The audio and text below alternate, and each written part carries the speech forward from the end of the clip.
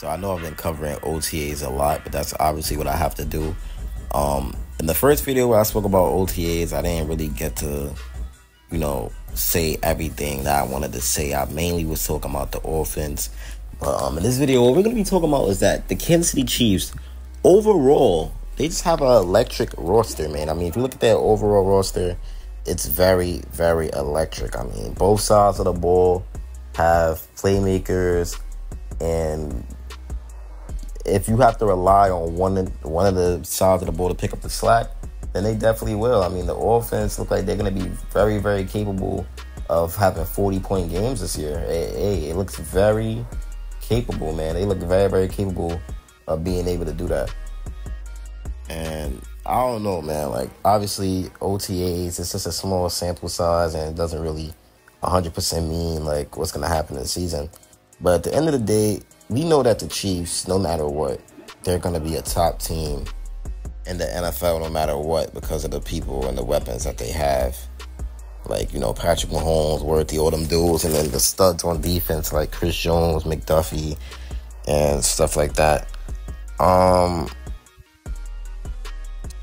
I'm going to be talking about some 3 players that people may be sleeping on the OTAs. So first we got Trey Dean III.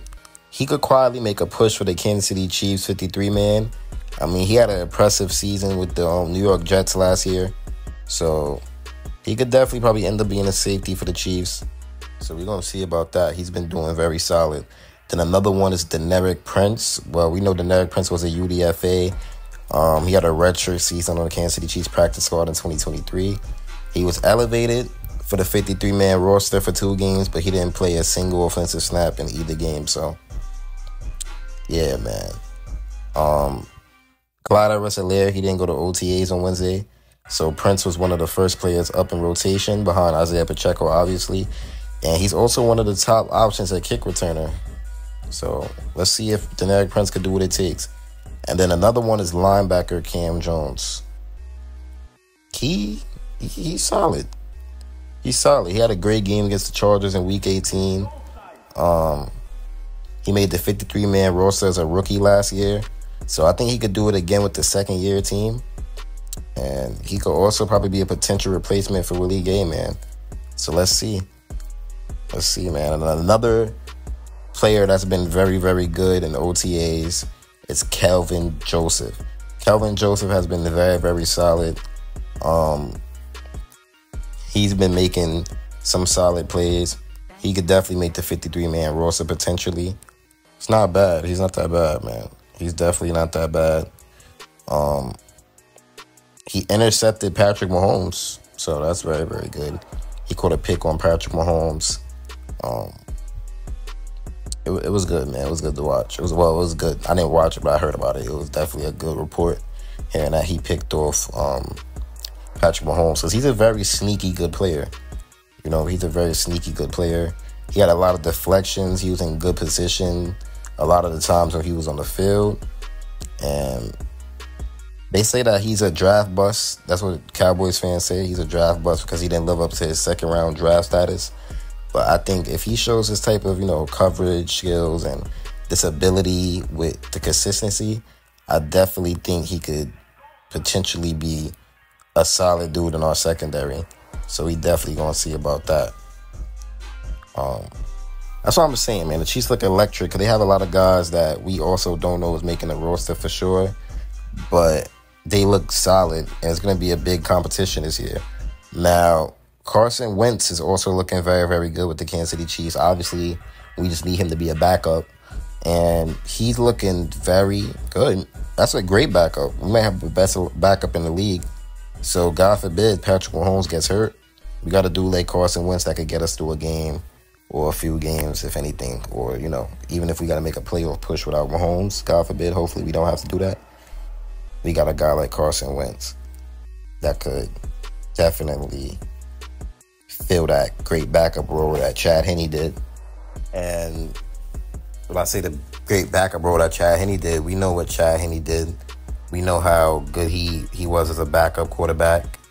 And things like that, man. It's like that's how you have a championship roster, having good backup quarterback, having a good wide receiver core, having a great head coach, and just all the key things that matter, man. Like all the little things that matter.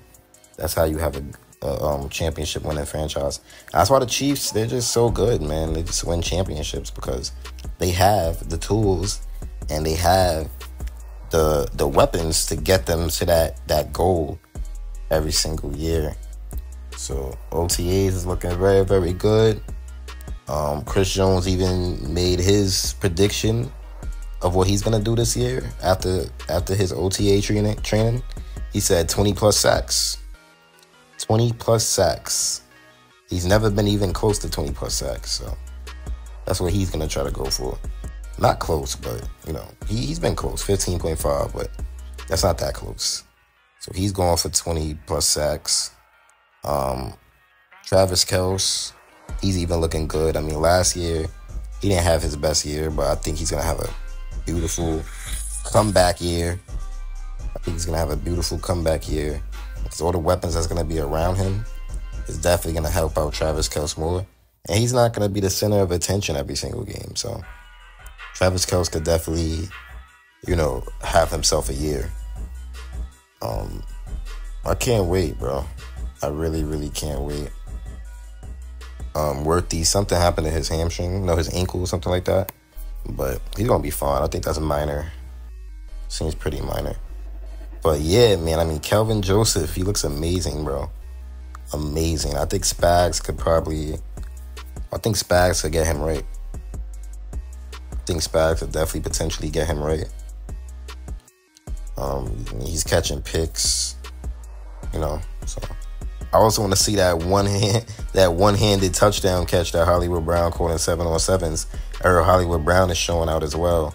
So that's looking like a great signing.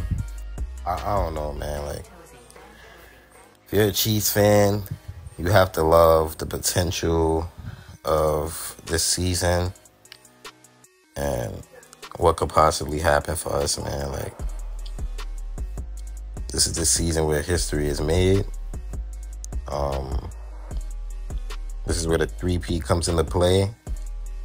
And the 3-peat, it's going to be fun to watch, man. I just want to see my team 3-peat. I ain't trying to get greedy. I seen them get it 1. I seen them get it 2. Now, I want to see them get 3 in a row. Because I seen the first championship, obviously, with Mahomes. Well, our second franchise championship. But the first championship that Mahomes ever against the 49ers.